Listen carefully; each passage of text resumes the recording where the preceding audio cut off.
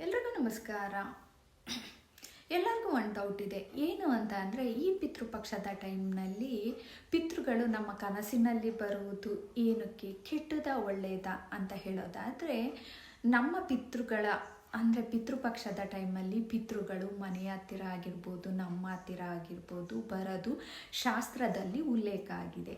ಯಾಕೆ ಅಂದರೆ, ಇದು ಅವರ ಸಮಯ, ಅವರ ಮನಸ್ಸಿನ ಶಾಂತಿಗೋಸ್ಕರ ನಾವು ಮಾಡಿದಂಥ ಶ್ರದ್ಧಾ ದರ್ಪಣ ಮತ್ತು ದಾನವನ್ನು ಸ್ವೀಕರಿಸಲು ನಮ್ಮ ಮನೆಯ ಹತ್ತಿರ ಅವರು ಬರುತ್ತಾರೆ. ನಂತರ ಅವರ ಆಶೀರ್ವಾದ ನೀಡುತ್ತಾರೆ, ನಮ್ಮಂತಾರೆ ಅನ್ನೋ ಒಂದು ವಾಡಿಕೆ ನಮ್ಮ ಶಾಸ್ತ್ರದಲ್ಲೂ ಕೂಡ ಉಲ್ಲೇಖನ ಆಗಿದೆ.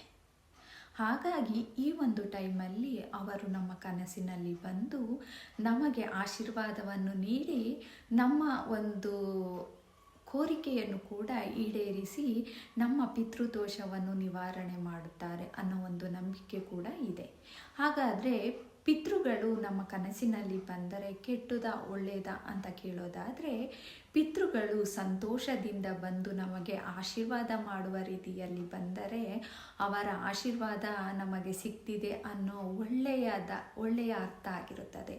ಅದೇ ಪಿತೃಗಳು ಹಸಿವಿನಿಂದ, ಕಷ್ಟದಿಂದ ಮತ್ತು ಅನ್ನ ನೀರು ಬೇಕು ಅಂತ ಒಂದು ಅಳೋ ರೀತಿಯಲ್ಲಿ ಬಂದಾಗ ಅವರಿಗೆ ತೃಪ್ತಿ ಹೊಂದಿರಲ್ಲ ಆ ಒಂದು ಪಿತೃಗಳು. ಹಾಗಾಗಿ ಅವರಿಗೆ ದರ್ಪಣನಾಗಲಿ, ದಾನ ಆಗಲಿ ಮತ್ತು ಅವರಿಗೆ ಶ್ರದ್ಧೆ ಆಗಲಿ ಮಾಡಲೇಬೇಕಾಗುತ್ತೆ.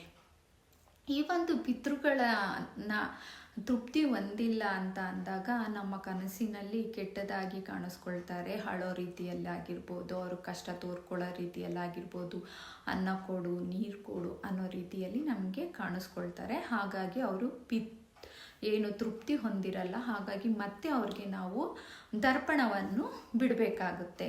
ನಂತರ ಪಿತೃಗಳು ಬಂದು ನಮ್ಮ ಕನಸಿನಲ್ಲಿ ಬೇರೆ ವ್ಯಕ್ತಿಯನ್ನು ತೋರಿಸ್ತಿದ್ದಾರೆ ಅಂತ ಹೇಳೋದಾದರೆ, ಆ ಒಂದು ವ್ಯಕ್ತಿಗೆ ನಮ್ಮ ಆಶೀರ್ವಾದ ಬೇಕಿದೆ ಅನ್ನೋ ಅರ್ಥ ಇರುತ್ತೆ ಈ ಒಂದು ಕನಸಿನಲ್ಲಿ.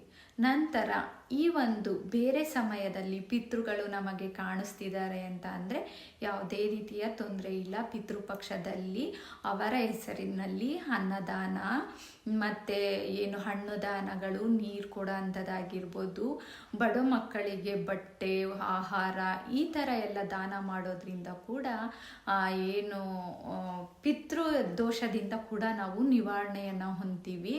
ನಂತರ ಪಿತೃಗಳು ಬೇರೆ ಸಮಯದಲ್ಲಿ ಕಂಡಾಗ ಮನೆಯ ದೇವರಿಗೆ ಒಂದು ದೀಪ ಹಚ್ಚೋದ್ರಿಂದ ಕೂಡ ಒಳ್ಳೆಯದಾಗುತ್ತದೆ. ಪಿತೃಗಳು ಕನಸಿನಲ್ಲಿ ಬರುವುದು ಅವರಿಗೆ ಏನು ತೃಪ್ತಿ ಸಿಕ್ಕಿರಲ್ಲ. ಹಾಗಾಗಿ ಇಲ್ಲ ಅಂದರೆ ನಮಗೆ ಆಶೀರ್ವಾದ ನೀಡೋಕ್ಕೋಸ್ಕರ, ಇವೆರಡಕ್ಕೋಸ್ಕರ ನಮ್ಮ ಒಂದು ಕನಸಿನಲ್ಲಿ ಬರ್ತಾರೆ. ಆ ಒಂದು ಕನಸಿನಲ್ಲಿ ನಾವು ಅರ್ಥ ಮಾಡಿಕೊಂಡು ಅವ್ರಿಗೆ ತೃಪ್ತಿ ಹೊಂದಿಲ್ಲ ಅಂದರೆ ಅವ್ರಿಗೆ ದರ್ಪಣ ಬಿಡೋ ಅಂಥದ್ದು. ಅವರು ನಮ್ಮ ಕನಸಿನಲ್ಲಿ ಸಂತೋಷವಾಗಿ ಬಂದಿದ್ದಾರೆ ಅಂದರೆ ಅವರ ಆಶೀರ್ವಾದ ಯಾವಾಗಲೂ ನಮಗೆ ಸಿಗ್ತಾ ಇದೆ ಅಂತ. ಈ ಒಂದು ವಿಡಿಯೋ ಇಷ್ಟ ಆಗಿದ್ದರೆ ಲೈಕ್ ಮಾಡಿ. Thank you.